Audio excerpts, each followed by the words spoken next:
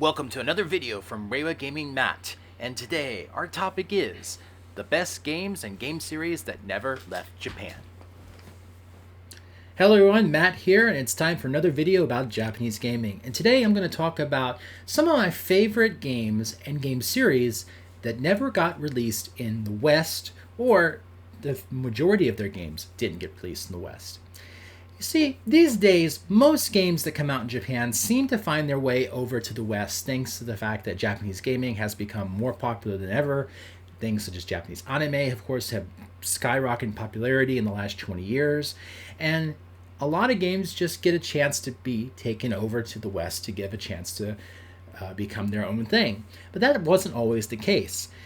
In the old days of gaming, of course, there were many games that simply never got translated and brought to the West. Great games, like just great RPGs, great anime titles, even a lot of bad ones too, quite a lot of bad ones, just simply got skipped over. And so people like myself, who used to live in America, or people like that do live in America today still, would import a lot of games to Japan because, hey, we liked them and we wanted to play them. And there were a lot of games that, simply put, just got missed the Western shores. And there are still quite a lot of gems out there, but unfortunately, it's mostly retro games. Now, that's not really a bad thing. It's just that it's sad that these days there's not many great games that come out too often that get, unfortunately, swept under the rug just like they used to be. But there are a few that we will talk about. So today I'm going to talk about particularly 5 games/series that unfortunately never got released in the West, with a little bit of some exceptions, which we'll get into. And I hope you enjoy it. And we're going to start off with one of my favorite games of all time, my favorite game series of all time, and that is the Sakura Taisen series. Sakura Taisen 1 through 4 particularly, which came out way back. First of all, the first 2 games came out on the Sega Saturn in the mid-90s, about 1996 and 1998. These games were huge phenomenons in Japan.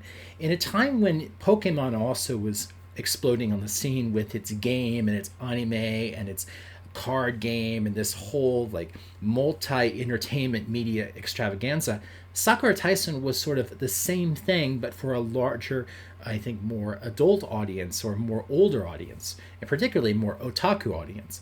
Sakura Taisen deals with a great story that takes place in a alternate era Taisho Japan. Taisho was in the 1910s, so to speak. And in this era, steampunk is the world that they live in. They live in a world where steam-powered things control everything. And you, as the main character, are the leader of a group of ladies who are part of a review show. Now, this review show, in secret, also happens to be the Imperial mech force that protects Tokyo from monsters.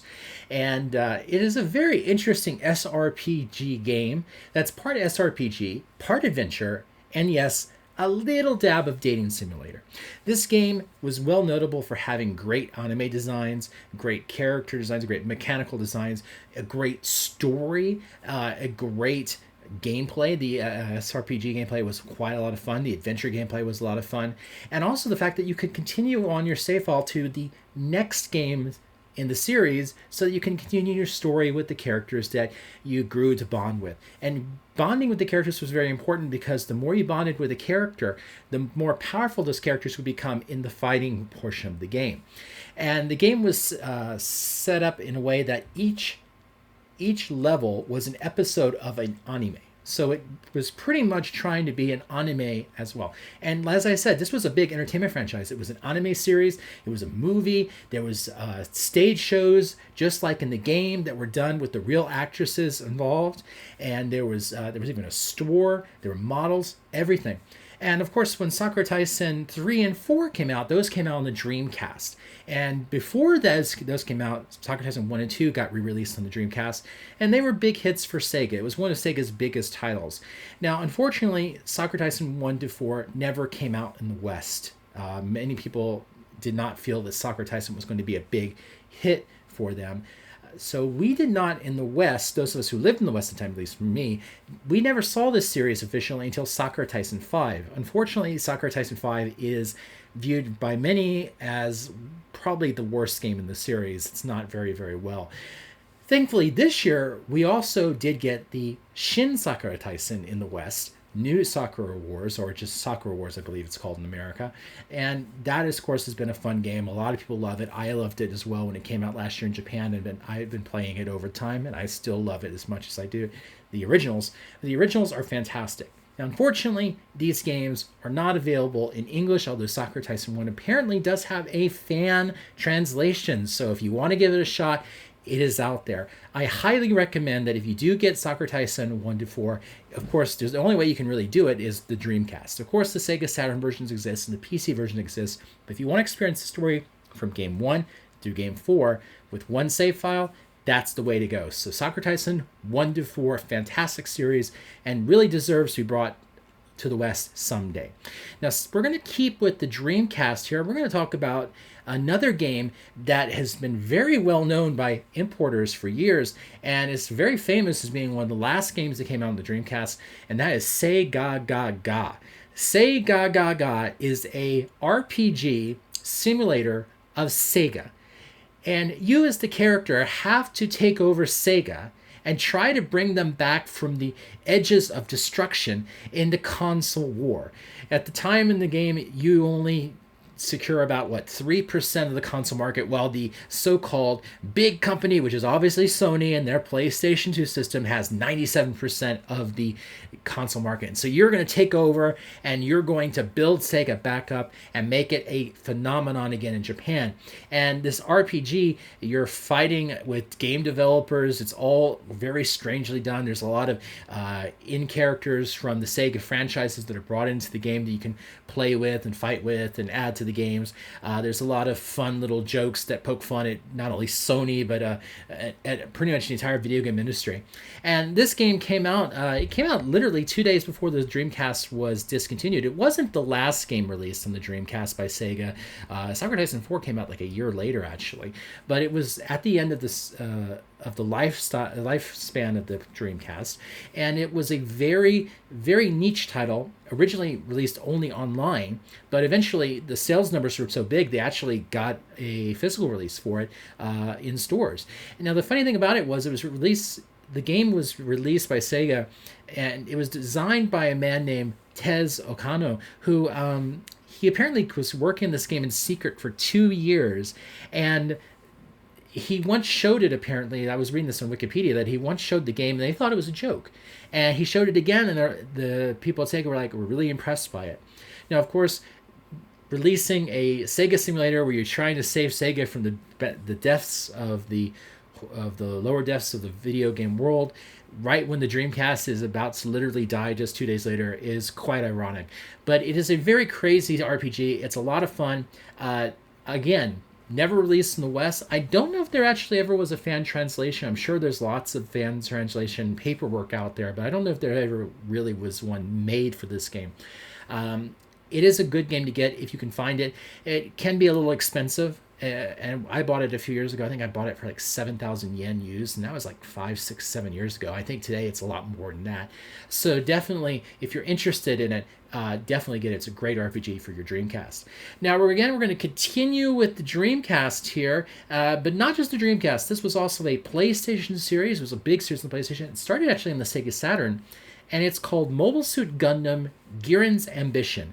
And this was a series of games that started first on the Sega Saturn and eventually went all the way up to the PSP. And we haven't gotten one in a while. So you're saying to yourself, Gundam, there aren't that many good Gundam games out there. Why would this be one to mention? Well, this is actually a very, very good turn-based strategy war simulator game that takes the Gundam series and puts into this huge war simulation game that presents not only the player with the opportunity to pick a side in the original Gundam war from the original Gundam anime, but also change the conditions of what happened in anime to make a lot of what-if scenarios. So to give you an idea, say for instance that you pick the bad guys, the Principality of Xeon, in from the original Gundam series, and maybe there's a character who died in the anime, but you decide to change the outcome of battle. You do something different, and that character lives. Well, there's going to be some sort of interesting changes to the story, and because of that, maybe that character will lead the Principality of Xeon to victory, and thus he becomes the leader. And they create these new scenarios and these new animated scenes that showcase these changes to the story based on that. And it's really a lot of fun. It's really cool to see all these changes you can do, and it's very detailed how far they go with what could happen. And it's one of the big things that they sold the game on. The game is very detailed too, and what you can actually build. You can build a lot of the mechs from the Gundam series, everything from like real gigantic, the original Gundam, down to the smallest little like fixing box, repairing bots and everything. It's really interesting what you can do with it. It is very difficult though. And the one thing that's really cool though is as the series continued and they made more games, they expanded on it. So for instance, the original game took place only in the 1 Year War, the original Gundam series. Eventually, when it came to the Dreamcast and the PlayStation, they made a game called Blood of Xeon, which made the game go all the way up to the Zeta Gundam storyline. So you could do the Zeta Gundam storyline as well. They included some double Zeta characters as well. And finally, they got up to the PSP versions, which had a how I say that, it goes all the way up to the Char's counterattack storyline. So basically you had all the anime from the original Gundam series and all the OVAs in between and all the movies in between and all the series in between up to Char's counterattack. So you had the entire Char's Amuro storyline in one game with all these what if scenarios. It is a fantastic game. Now, it is a heavily Japanese centered game, so you really need to understand Japanese to play it. It also can be very difficult for people who don't know how to play war simulating games.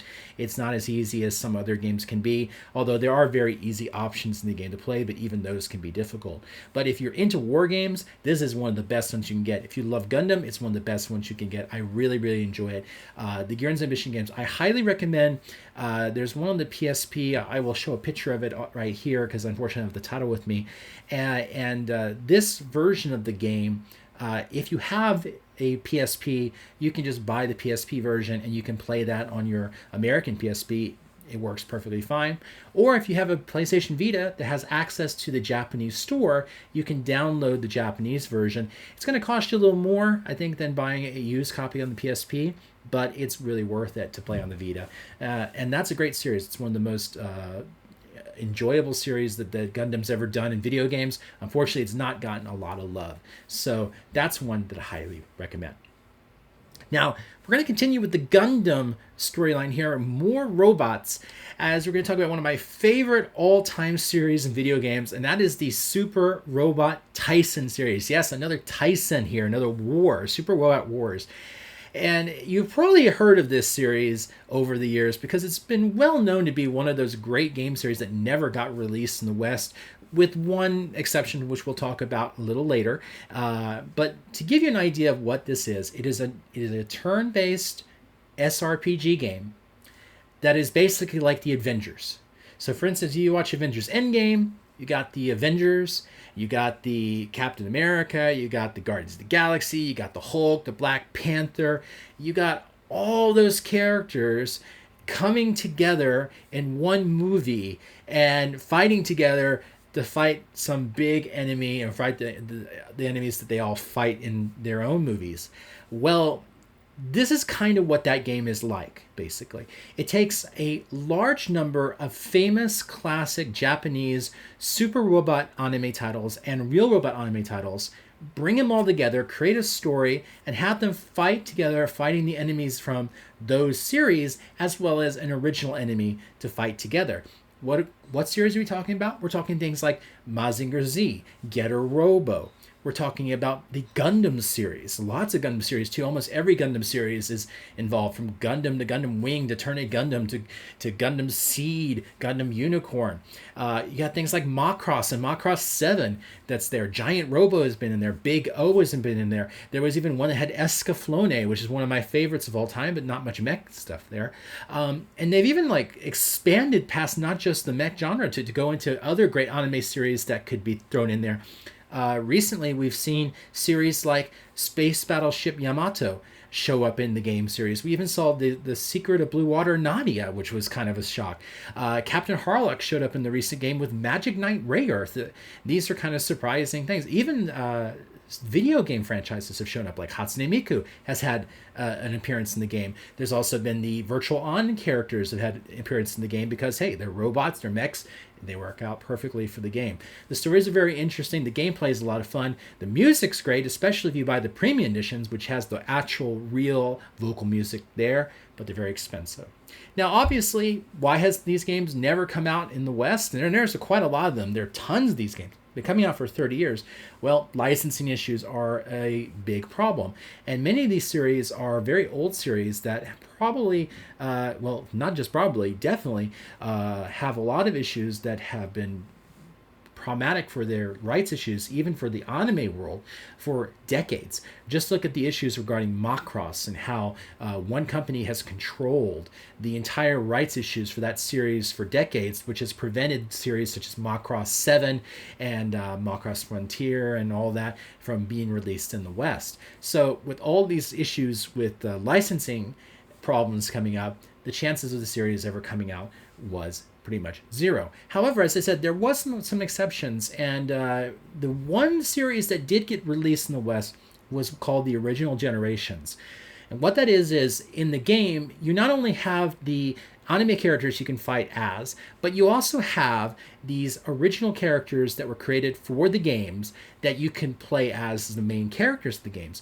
And every game had a different new set of main characters. So eventually they decided, let's put all these characters together and let's make an original game, same type of style, but just the original characters.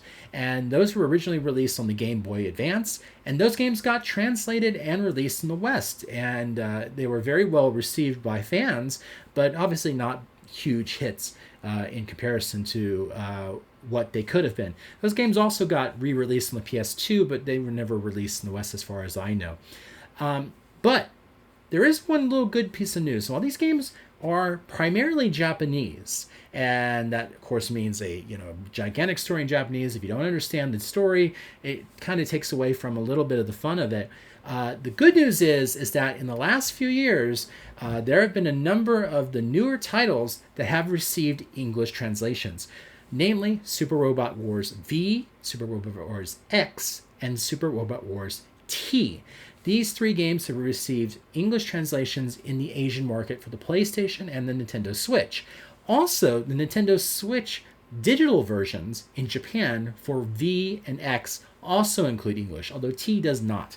So there are ways that you can play the newer games in English right now. And they're mostly good. There's some translation issues, obviously. They're being handled by translation companies, I think, in Hong Kong, and they make a lot more mistakes than you usually see, but they are really worth getting. And if you're looking for a fun anime game from a series that has a huge, long pedigree of great titles, I highly recommend it. And if you want to take a chance of playing it in Japanese, there's some great classic ones like the Super Robot Wars Alpha series and the Z series, which are very, very well worth looking into.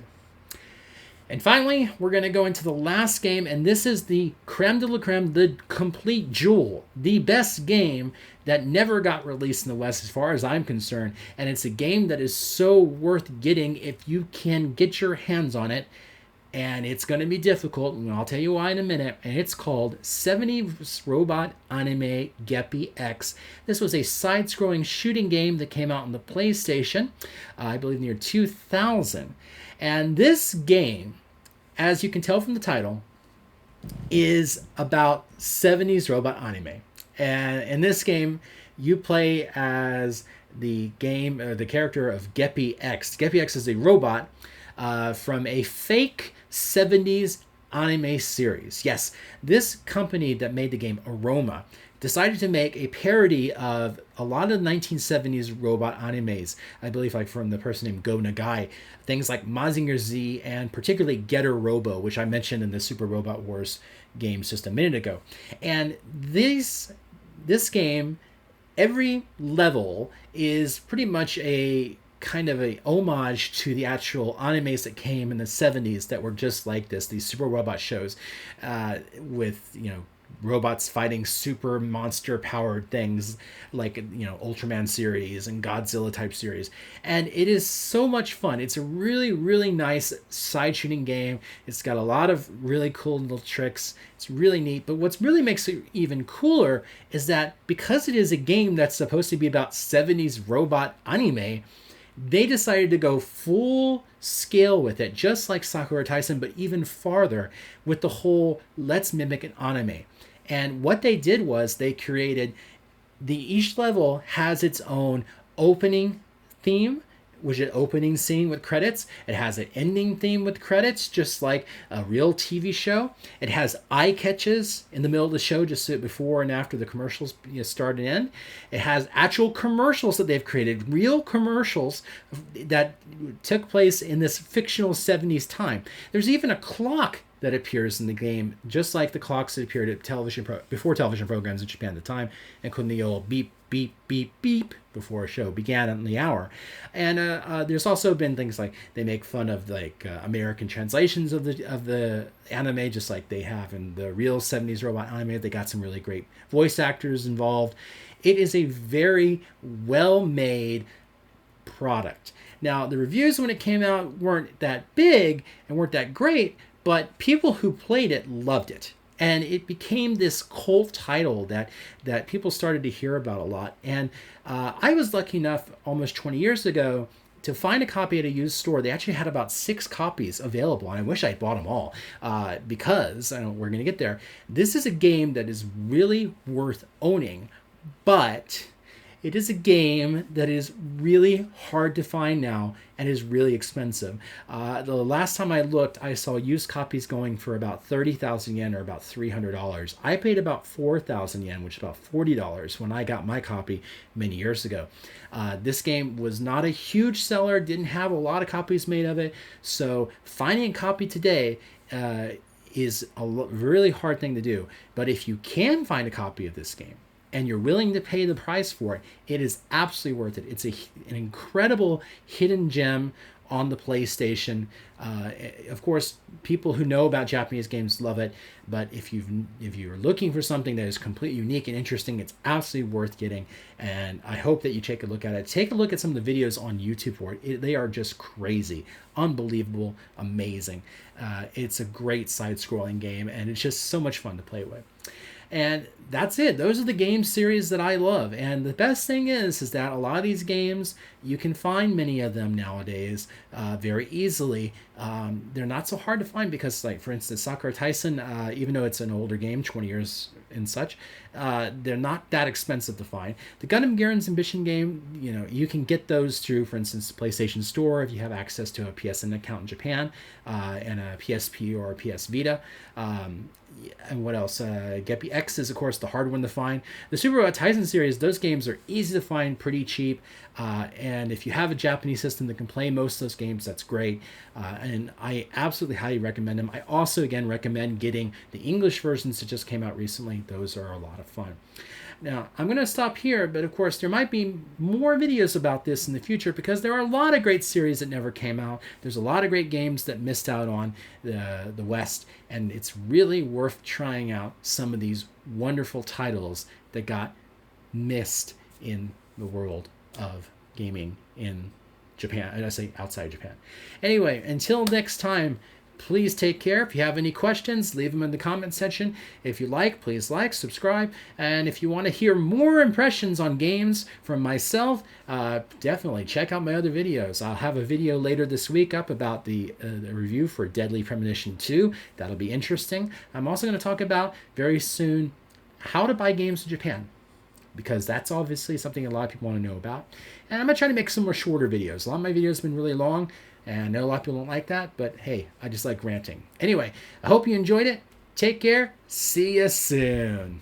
This has been another video from Reiwa Gaming Matt, your hidden gem of YouTube videos about Japanese gaming culture.